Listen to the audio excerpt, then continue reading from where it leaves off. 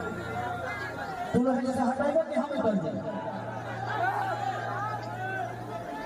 यार तू लोग तो मजाक बना के रख दे बड़ा स्टेज वाके। हमें जी हम पैसा बना के हमें जी नेता में अपना घर आई बन यार ऐसा तू लोग बताओ हमारे गाँव में तू लोग ऐसा करता सब लोग घर ही के बाद तो एक उतारवा से क्या बंद करवाए ये बताओ सब बंद करो उतारवा ना स्टार्ट करिए हम बाबा के लोग को बैठा दीजिए थोड़ा सा पीछे हो जाओ यार सब लोग अपने मैं कह रहा हूँ ना कि सब लोग अपने ही है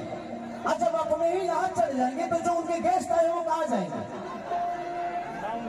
उनके गेस्ट जो आए हैं वो कहाँ जाएंगे आप बता दीजिए। सब लोग हमारे ही हैं सब लोग अपने ही हैं लेकिन जो पटना से चल के आए हैं आरा से चल के आए हैं बलिया से चल के आए हैं यार वो गेस्ट है ना जो छपरा का है कम से कम समझ गए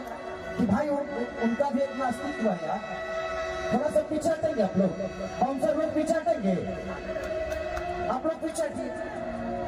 हटिए थोड़ा सा पीछे सब लोग पीछे जाइए सब लोग पीछे जाओ यहाँ से आगे कोई नहीं आएगा इसके बाद यहाँ से आगे कोई नहीं आएगा। बैठिए